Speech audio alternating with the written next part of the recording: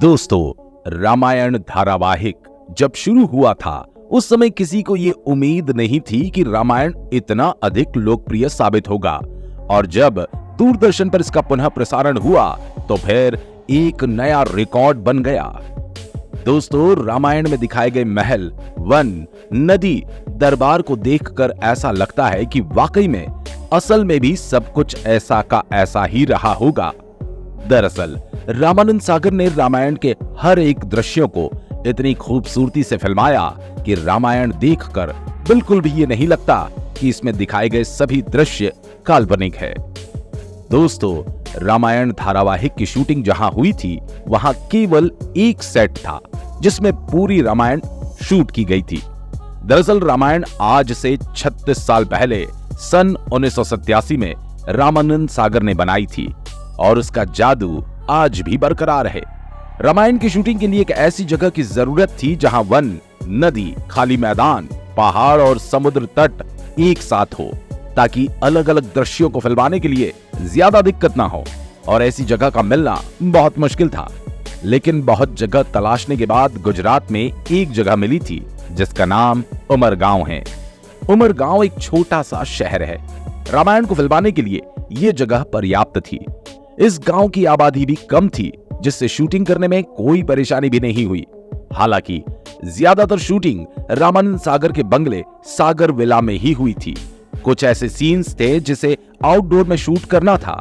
जब शूटिंग बाहर होती थी तो कुछ थिएटर आर्टिस्ट और अन्य कलाकारों की भी मदद ली जाती थी।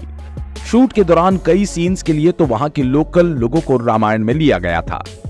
वहीं बात करें सीता यानी दीपिका चिखलिया की, तो रामानंद सागर ने कहा था कि सीता देखने में ऐसी लगनी चाहिए जब वो स्क्रीन पर आए तो दर्शकों को यह नहीं बताना पड़े कि ये सीता माता है। जब सीता 10 लड़कियों के बीच भी चले तो दर्शक खुद पहचान जाए कि इसमें से सीता कौन है। रामानंद सागर कहते हैं कि 4-5 स्क्रीन टेस्ट और कई राउंड के बाद दीपिका चिखलिया सीता माता के रोल के लिए चुनी गई थी। दीपिका से पहले सीता माता के रोल के लिए जूही चावला को बोला गया था, लेकिन उन्होंने इस रोल को करने से मना कर दिया था। जब भी रामायण का प्रसारण टीवी पर किया जाता था तो उस समय सड़कें सूनी हो जाती थी और सभी लोग एक साथ रामायण देखने बैठ जाते थे। कई लोग तो टीवी पर फूलों की माला चढ़ाते और अगरबत्तियां भी जलाते थे। इतना ही नहीं दोस्तों, देश के कई हिस्सों में शाम 7 बजे के बाद ऐसा लगता था कि सरकार ने कर्फ्यू का ऐलान कर दिया हो। उस समय तो सभी के घरों में टीवी होते भी नहीं थे, तो लोग अपने पड़ोसियों के घर में घुस जाते और सभी लोग टीवी के सामने बैठ जाते। श्री राम का किरदार निभाने वाले अरुण गोविल और माता सीता का अभिनय करने वाली दीपिका के अनुसार लोग उन्हें भगवान राम और माता सीता के रूप में ही देखने लगे थे। और जब भी वे किसी सार्वजनिक कार्यक्रम में जाते तो लोग सबसे पहले उनके पैर छूने लगते थे। रामायण ने जितनी प्रसिद्धि हासिल की, अब तक शायद किसी धार्मिक शो को ऐसी प्रसिद्धि नहीं मिली। रामायण को बनाने के पीछे रामानंद सागर को बहुत मशक्कत करनी पड़ी थी दोस्तों। बहुत कम लोगों को पता होगा कि रामायण को सूचना और प्रसारण मंत्रालय से कई बार रिजेक्ट कर दिया गया था।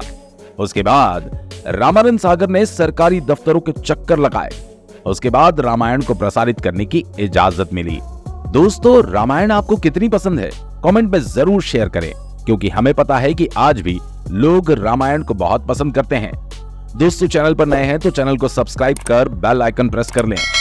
जय श्री राम दोस्तों, मिलते हैं आपसे अगले और किसी वीडियो में।